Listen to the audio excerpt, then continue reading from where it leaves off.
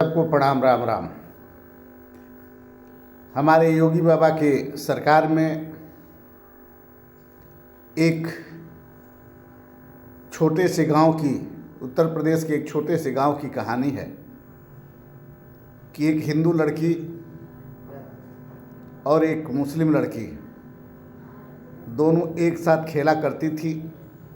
दोनों का घर एक ही साथ था और दोनों बड़े प्यार से रहती थी।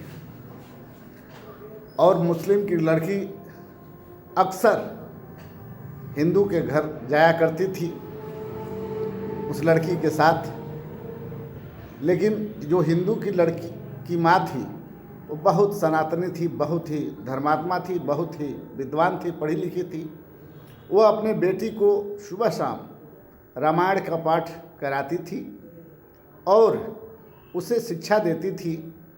और जब भी वो बीमार पड़ती थी तो उसे एक गिलास में पानी लेती थी और यह कहकर पिला देती थी कि राम राम कहूँ बारंबारा, चक्र सुदर्शन है रखवारा। और इस पानी को पीते ही उसका तकलीफ़ दूर हो जाता था। मतलब उस लड़की ठीक हो जाती थी, या परिवार में कोई भी बीमार पड़ता था तो वो ठीक हो जाता था। यह वाक़या वो मुसलमान की लड़की देखती थी अक्सर, आए दिन। वो बहुत ताजुब में पढ़ती थी और रामायण पढ़ने में उसको सुनते सुनते उसका मन लगने लगा। उसने हिंदू माँ से कहा कि माँ, मैं भी रामायण पढ़ना चाहती हूँ, क्या मुझे पढ़ाओगी? तो उसने कहा कि पढ़ाऊँगी, लेकिन तुम्हारे घर वाले तो महसूस करे तब तो, मंजूर करे तब तो घर वालों को छोड़ो, हमको पढ़ाओ, बताओ, समझाओ, सिखाओ। मैं सुनना चाहती हूँ प्रभु राम का ये रामायण, और प्रभु राम की बात बहुत अच्छी लगती है हमें। वो लड़की धीरे धीरे रामायण रोज़ पढ़ने लगी उस लड़की के साथ और धीरे धीरे धीरे धीरे वो सयानी हो गई।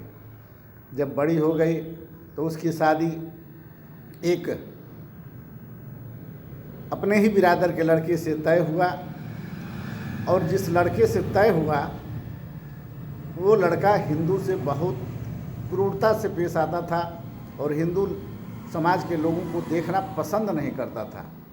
इतना क्रूर था, इतना क्रूर था। एक दिन वो जो लड़की थी मुसलमान की, जो शादी से पहले रामायण पढ़ करके और हिंदू लड़की की माँ से बोली कि हे माँ, अब तो हमारी शादी हो रही है और जिससे शादी हो रही है वो हिंदुओं से बहुत जलते हैं। मैं क्या करूं, कुछ समझ में नहीं आ रहा है। मैं वहाँ कैसे रामायण पढ़ूंगी, कैसे रखूंगी, क्या करूंगी?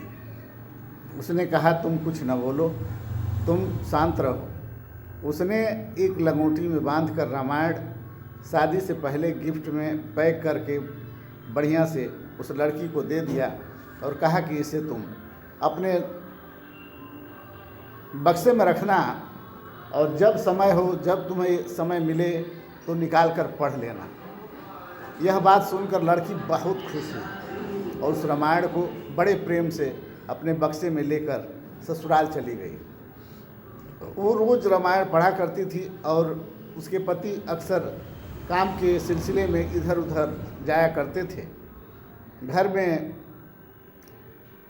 जो भी लोग थे अपने काम में बिजी जब हो जाते थे तो अक्सर निकाल कर रामायण पढ़ा करती थी। एक दिन उसके पेट में बच्चा भी पड़ा तो भाई रोज़ रामायण पढ़ रही है तो वो भी हिंदू प्रवृत्ति का हुआ।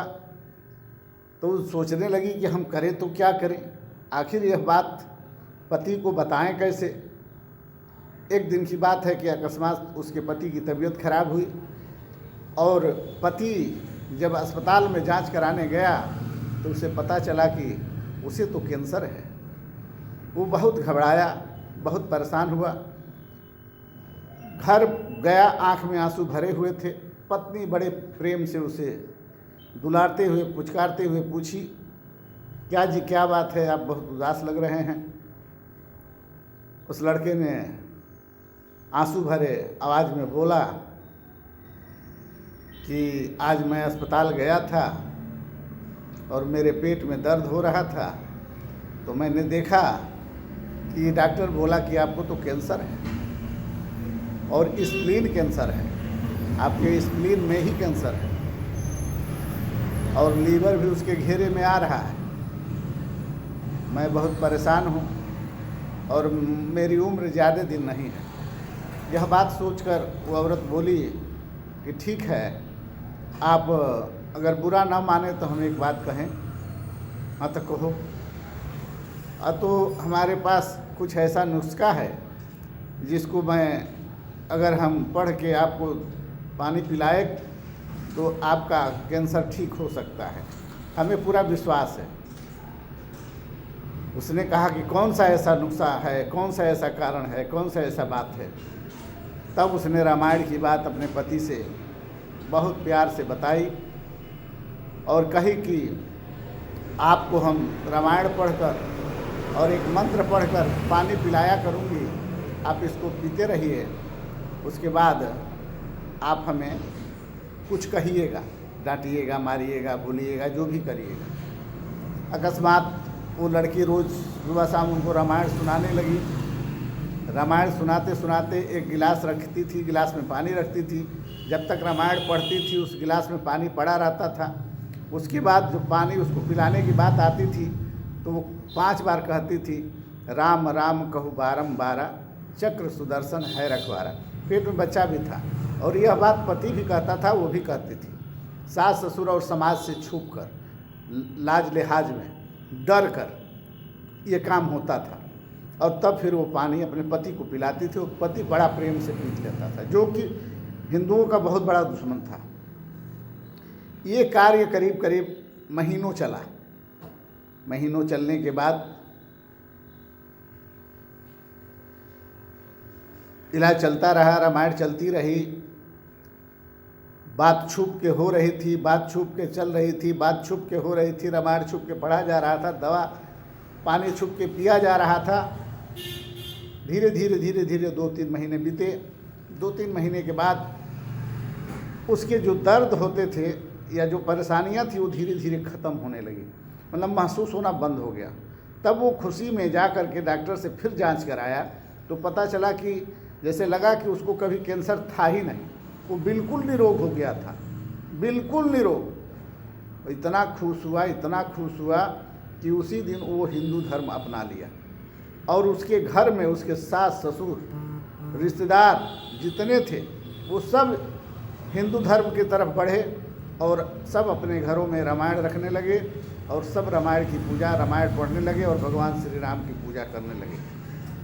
मतलब कहने का मतलब यह है कि हमारे शास्त्रों का जो संयोग है, जो शास्त्रों का मेल है, जिस शास्त्रों से कई शास्त्र पैदा हुए, जिस शास्त्रों के बाद कई धर्म पैदा हुए, जिस धर्म के बाद कई धर्म पैदा हुए, उस महान धर्म को उस मुस्लिम परिवार ने अपना लिया।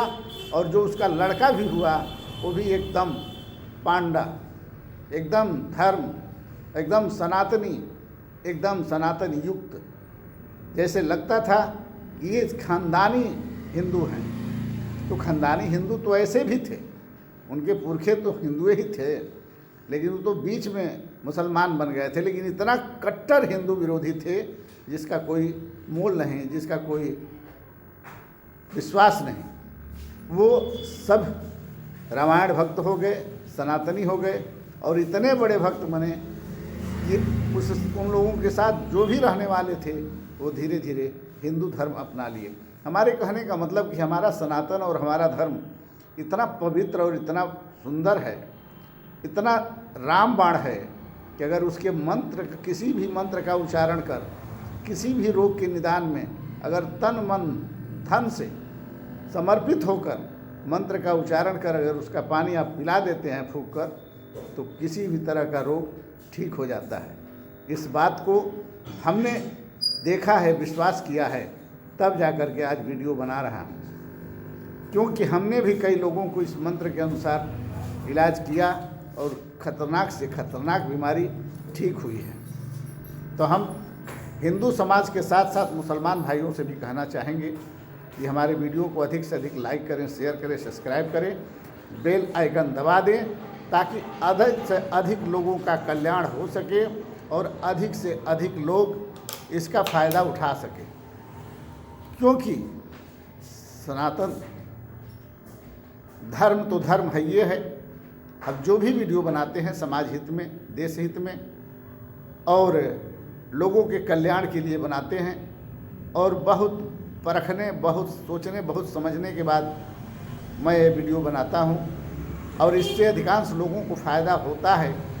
हम चाहते हैं कि अधिक से अधिक लोगों को फ़ायदा हो और सबका कल्याण हो। इसी सब बातों के साथ मैं डॉक्टर राजेश्वरानंद जी महाराज जी आप लोगों को वंदन अभिनंदन करते हुए अपनी बातों को विराम देता हूँ। जय हिंद, जय भारत, जय सर्व समाज।